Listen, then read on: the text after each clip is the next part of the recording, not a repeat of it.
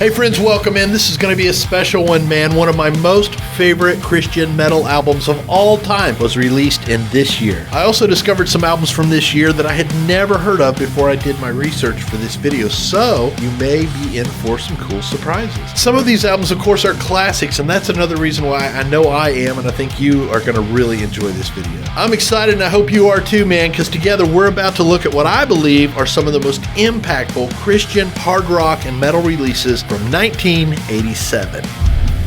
Rocking you up for Jesus Christ with classic style hard rock music and practical Bible teaching.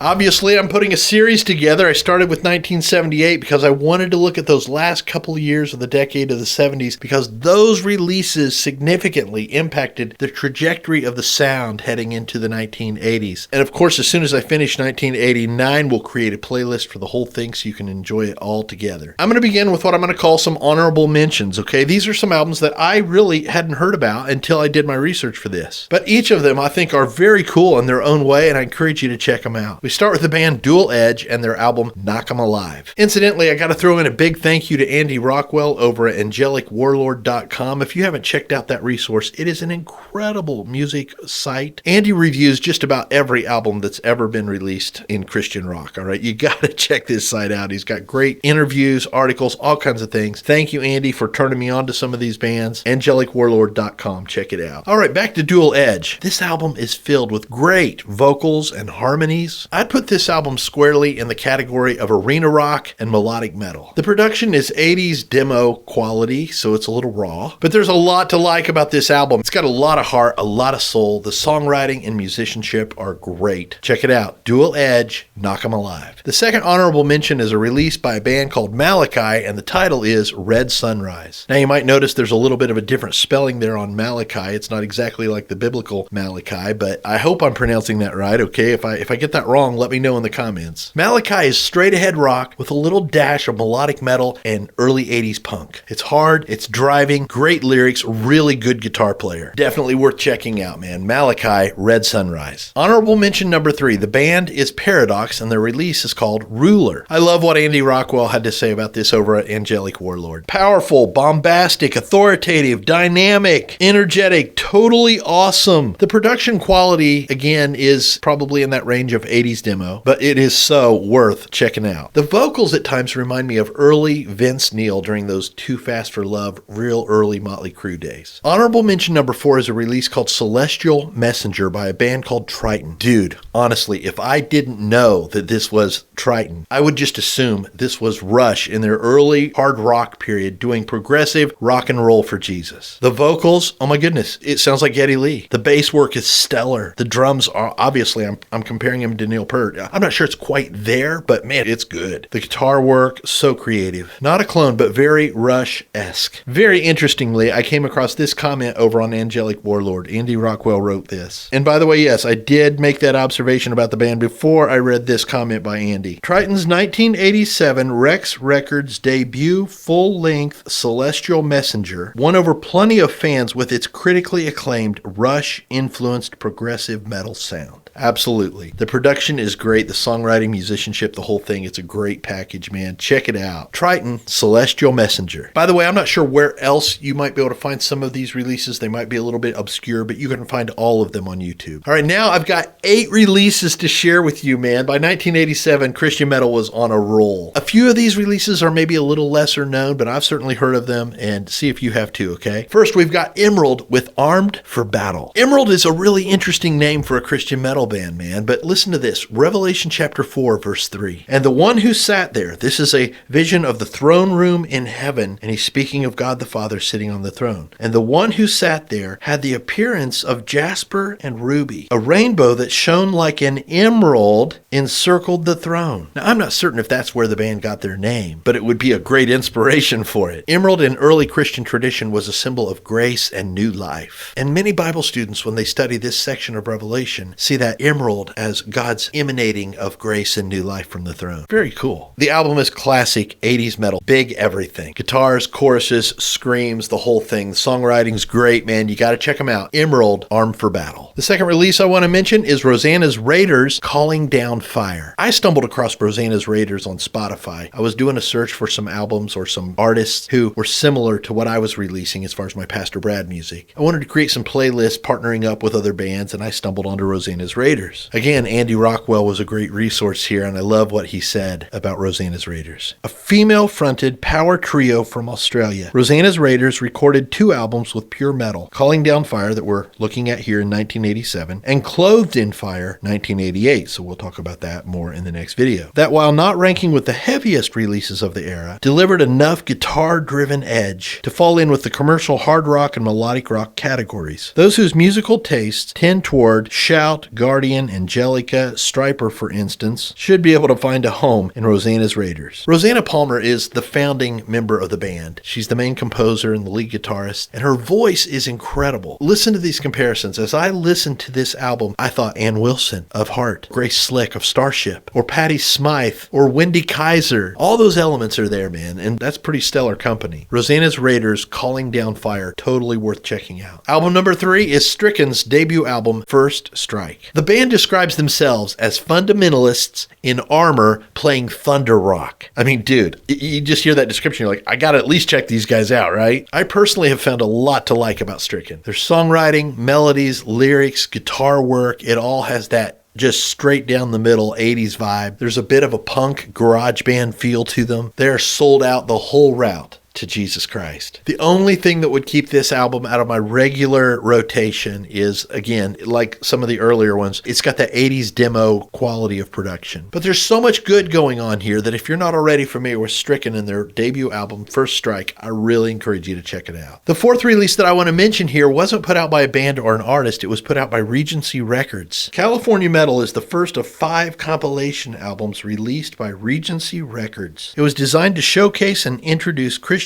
metal fans to new bands, and boy did it ever deliver. I know that hindsight's 2020, but imagine it's 1987, you've never heard of any of these bands, and you pick up California Metal 1. And all of a sudden, you're introduced to Barren Cross, Guardian, Neon Cross, Hero, Deliverance, and Mastodon. I don't have to tell you, man, it's a stellar collection. If you don't already own it, or if it's not already in your playlist, check it out. Release number 5 is This Means War by Petra. This was the band's second album with John Schlitt, right after Back to the Streets. I love Greg X Volks, but I really loved John Schlitt as well. To me, Petra's releases with Greg X Volks and John Schlitt are like listening to 2 completely different bands, both of them great in their own right. This Means War was a huge commercial success for the band. Some of the standout tracks included This Means War, He Came, He Saw, He Conquered, I'm Available, Don't Let Your Heart Be Hardened. Killer release, Petra, This Means War. Featured release number 6 is Leviticus, Setting Fire to the Earth. This was the band's third release after 1984's I Shall Conquer and the release in 85, The Strongest Power. And honestly, I think this third release reflects the growth of the band. Musically, songwriting, production, the whole thing. Great songs, Christ-honoring messages, powerful music. Leviticus, Setting Fire to the Earth, man. Check it out. And now we get down to the final 2 releases from this year. And I've obviously, like I have with previous videos, saved these 2 for the end because these are the 2 that had the biggest impact on my life. Number 7 is Bloodgood's second album, Detonation. I'm 99. I'm just about ready to say 100% sure this is the first album that I ever heard from Bloodgood. I remember the time period really well. It would have been 1988 for me when I first heard the album. It was shortly after I'd had my brain tumor surgery. If you're not familiar with that, I share about that in other videos and maybe I'll share more later, but I'd had this benign brain tumor removed and I had lost a lot of my vision. I'd lost 75% of my vision. I couldn't see, and it was obviously an incredible time of transition for me. Spiritual searching. I had just dedicated my life to the Lord. All kinds of stuff going on, right? So I'm staying with my friend Mike Davis because at the same time, my mom and dad were going through a divorce. I mean, this was a tumultuous time for me.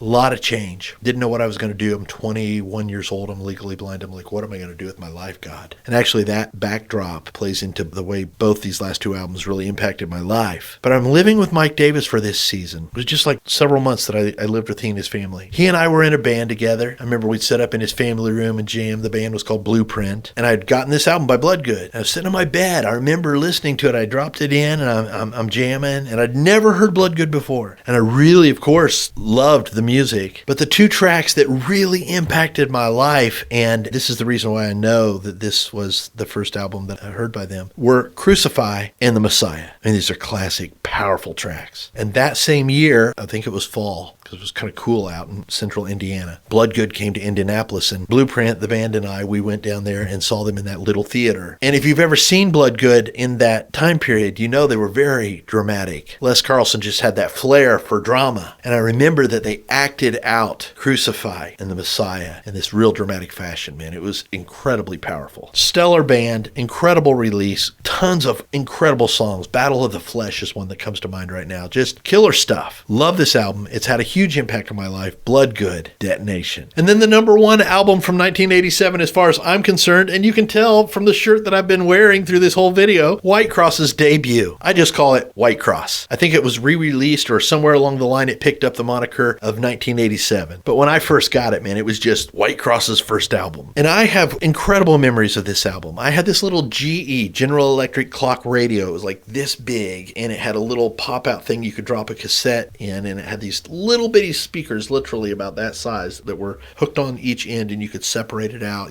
make it little broader stereo field or whatever. And at this point, I was moving around a lot at that point in my life as far as where I was living. I was staying with my grandma. Again, family's going through some dark times and all this kind of thing, and I'm recovering from my brain tumor. I don't know what I'm going to do. I'm not working. I'm just trying to heal. And I dropped this album, or this cassette at the time, of course, I drop it in. And instantly I'm like, oh my goodness, Rat got saved and started singing for Jesus. That's what it sounded like to me, And I've heard that comparison from a lot of people. The songs, Rex Carroll's virtuoso, shredding, masterful guitar work. Scott Wenzel's vocals that were just gritty and soulful and just grabbed you. The songwriting, it was right in the middle of the lane of my favorite style of music, man. Melodic, heavy, virtuoso, just quality musicianship. This album ministered to me in tremendous ways, and Whitecross has forever, from that moment forward, been one of my very favorite Christian metal bands, period. It's funny, you might be able to relate with this part of my story. I put out a video talking about why I quit listening to secular metal. I'll put the link down in the description if you want to check that video out. When I received Christ, I made a decision that I wasn't going to listen to secular stuff anymore. So when I talk secular metal, I'm like, I know a lot about it up to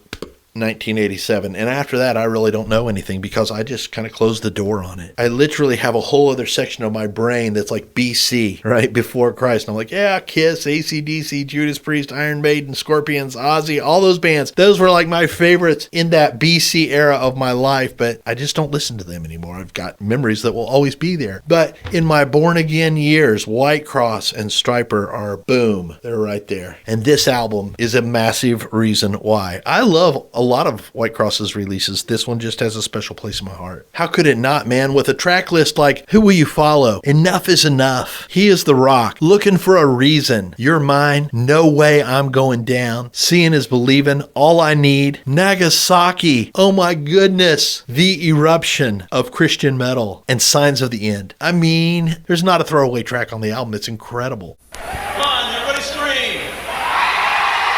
I want to hear total cacophony. From Chicago, Illinois, please welcome Whitecross.